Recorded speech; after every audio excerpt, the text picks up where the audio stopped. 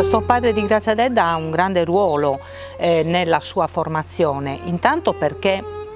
era un uomo che lei ricorda essere saggio e persona alla quale si rivolgevano sia nuoresi che non, anche per piccole questioni da risolvere, contenziosi per ragioni di terreni e così via. Sono molti passi nei quali Grazia Deledda racconta di questa attività. Una persona anche pacata, molto presente in famiglia e certamente aperto però anche al mondo moderno. In realtà noi sappiamo tutti che Grazia Deledda non studiò, non poté proseguire oltre la scuola elementare, ripeté 2 volte l'ultima classe e, se vogliamo, in questo ripetere 2 volte l'ultima classe per permettere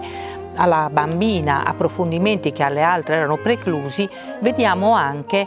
una certa apertura mentale di un padre che per il resto poteva essere un padre del tutto tradizionale.